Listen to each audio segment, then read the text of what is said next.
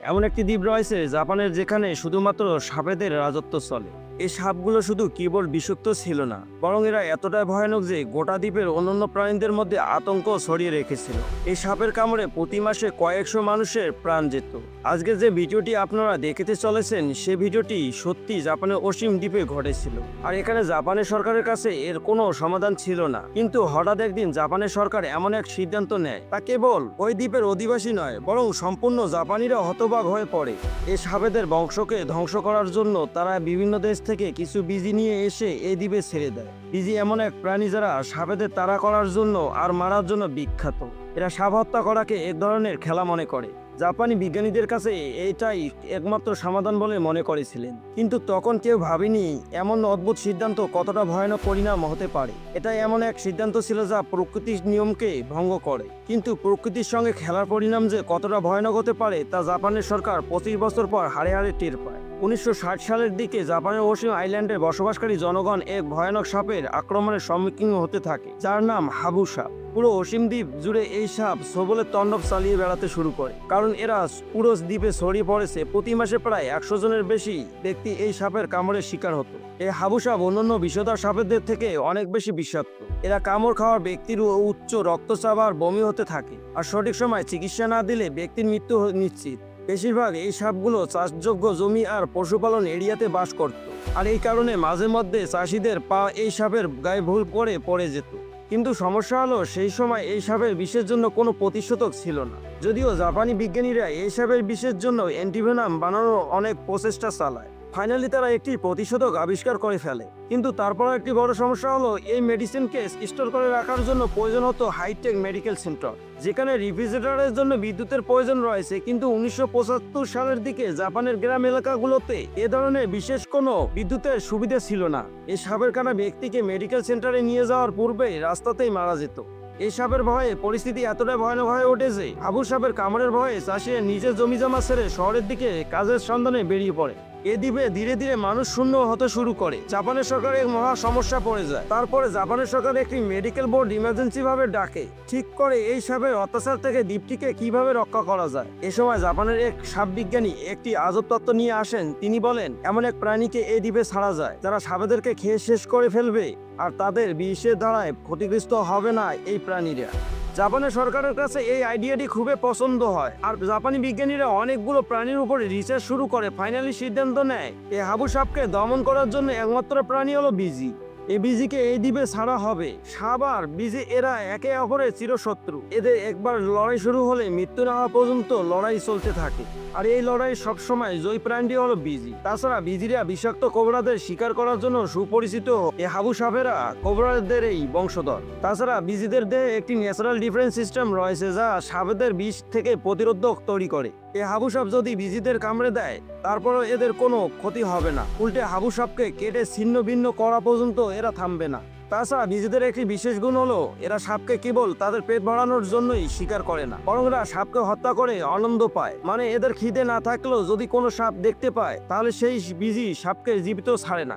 কিন্তু এখানে একটি সমস্যা রয়ে গিয়েছে, বিজিরা জাপানের স্থানীয় প্রাণী নয়। এই বিজিদেরকে মূলত ভারত, বাংলাদেশ, চীন, পাকিস্তান, নেপাল আর ভুটানের মতো দেশে একমাত্র দেখা যায়। জাপানি বিজ্ঞানীরা এই সমস্ত দেশ থেকে 300টি বিজি নিয়ে এসে অসীম দ্বীপে ছেড়ে দেয়, আর তারা নিশ্চিত হয় যে এবার তাদের সমস্যার সমাধান হবে। তারা এক ঢিলে 2টি প্রাণী মারতে চেয়েছিল। এই বিজিগুলো সাপ আর ইঁদুরের দুজনের অত্যাচার থেকে দ্বীপটিকে বাঁচাবে। কিন্তু 2 বছর পর যখন তাদের সংখ্যা 300 থেকে 3000-এ পৌঁছে যায়, এদের সংখ্যা থেকে জাপানি বিজ্ঞানীরা হতবাক হয়ে যায়। তারা লক্ষ্য করে এই বিজি সাপগুলোকে শিকারের ওপর কোনো রকম শক্তি দেখায়নি, উল্টো সাপের সাথে তাদের সংখ্যা বেড়েই চলেছে। আসলে হাবু সাপ হলো একটি রাতের প্রাণী। এরা কেবল রাতের বেলায় তাদের গর্ত থেকে বের হয়ে, আর রাত শেষ হয়ে গেলে তাদের গর্তে গিয়ে ঢুকে পড়ে। যদি দিনের বেলা এরা মুখোমুখি হতো তারপরও বিজিরা সাপদের হত্যা করতে কোনো রকম রিয়াকশন দেখাতো না। কথা আছে প্রতিটি জিনিসের একটি না একটি সাইড ইফেক্ট রয়েছে, সেটি ওষুধ বা বেশি খাওয়া হোক। সেরকম বিজি আর সাপের মধ্যে দেখা গিয়েছে। এই বিজি দিনের বেলায় সাপ না পাওয়ায় তারা পেট ভরানোর জন্য এই দ্বীপে ছোট আকারের প্রাণী, খরগোশ ও অন্যান্য প্রাণীকে ধরে খাওয়া শুরু করে। শুধু তাই নয়, এখানে স্থানীয় পাখিদের সংখ্যা বিলুপ্তর পথে নিয়ে যায় এই বিজিরা। কাছে উঠে পাখিদের বাসা থেকে ডিম চুরি করে খেয়ে নিত। সে সাথে এরা চাষিদের সব ফসলকে নষ্ট করা শুরু করে। শেষ কথা, জাপানি বিজ্ঞানীরা যে পরিকল্পনা নিয়ে তাদের মিশন শুরু করেছিলেন তাতে তো তারা সফল হয়নি, উল্টো সাপের অত্যাচারের সাথে সাথে আরো এক নতুন সমস্যায় জড়িয়ে পড়ে। এরপর শুরু হয় আরেক নতুন যুদ্ধ। এবারের যুদ্ধ মানুষ আর বিজির মধ্যে। 1990 সালের দিকে বিজি ধরার জন্য জাপানের সরকার এক বড় ধরনের মিশন শুরু করে। মানুষ ফাঁদ বসালো আর কুকুরের সাহায্য নিয়ে বিজি ধরা শুরু করলো। এই বিজির সংখ্যা ক্রমশই বেড়ে চলেছে আর মানুষ বুঝতে পারলো তাদের নতুন শত্রুর মোকাবেলা করা এখন প্রতিনিয়ত কঠিন হয়ে যাচ্ছে। তখন জাপানের সরকার অবশেষে এই মহাবিপদের গুরুত্ব বুঝতে পারে, আর তাই তো তারা 1995 সালের শুরুর দিকে বিজিমুক্ত অপারেশন ঘোষণা করে। এদেরকে ধরার জন্য সরকার থেকে সরাসরি আদেশ ঘোষণা করা হয়। সরকার বিজি ধরার জন্য এক বিশাল দলও গঠন করে এবং সমগ্র অসীম দ্বীপে জুড়ে এক বিশাল অভিযান শুরু হয়। কিন্তু বিজির মতো ছোট আর দুঃস্থ প্রাণী বন্দি করা এতটাই সহজ কাজ ছিল না। এ কারণে জাপানের সরকার সেই এলাকাগুলোতে ক্যামেরা সেট করার চিন্তা করে, যেখানে সবচেয়ে বেশি বিজির দল বাস করত। এই ক্যামেরার সাহায্যে বিজিদের চলাচলের স্থান শনাক্ত করা হতো, আর ওই স্থানগুলোতে বিজিদের বন্দি করার জন্য এক বিশাল ধরনের ফাঁদ সেট করে রাখতো। যেখানে এদের সংখ্যা বেশি সেখানে তাদের পছন্দের খরগোশ ও অন্যান্য প্রাণীর শরীরে বিষ মিশিয়ে রাখা হতো, যাতে ওই বিষে খাবার খেয়ে বিজিরা মারা যায়। এর সাথে সাথে বিজি ধরার জন্য কুকুরদের ট্রেনিং দেওয়া হতো, আর এই ট্রেনিং প্রাপ্ত কুকুরগুলো বিজিদের বাসাকে শনাক্ত করে ফেলত। আর প্রতি রাত এবং দিনে কুকুরের এই দলটি অসীম দ্বীপে অভিযান চালাতে থাকেন, আর এই দ্বীপে অভিযান এভাবে চলতে থাকে বছরের পর বছর ধরে। অবশেষে 2018 সালে জাপানের সরকার ঘোষণা করে অসীম দ্বীপে এখন সম্পূর্ণ বিজি মুক্ত। আর এই মিশনে প্রায় 4000 বিজিদের বন্দী করা হয়েছে, আর বাকিদের বিষ দিয়ে মেরে ফেলা হয়েছিল। শুনতে দুঃখজনক লাগলেও জাপানের সরকারের কাছে আর কোনো উপায় ছিল না। এই বিজির দল প্রায় 20টি প্রজাতি প্রাণীকে নষ্ট করে দিয়েছে, আর এই দ্বীপে সাপের কামড়ের সংখ্যা দিনকে দিন কমে আসছে। তবে এর কারণ বিজি নয়, বরং এই দ্বীপের মানুষের প্রচেষ্টায় হাবু সাপদের আর বিজিদের দেখা যায় না। কিন্তু এখনো এই অসীম দ্বীপে হাবু সাপ, ইঁদুর এক কমন প্রাণী। কিন্তু আসল ঘটনা কি তাহলে এখানেই শেষ? দুঃখের সাথে বলতে হয়, বিজির সাথে কয়েক দশক ধরে লড়াই করার পর মানুষের জয় হয়েছিল ঠিকই, কিন্তু সেই সকল বিজির দল দ্বীপটির যে ক্ষয়ক্ষতি করেছে তা কোনোদিন পূরণ করা সম্ভব না।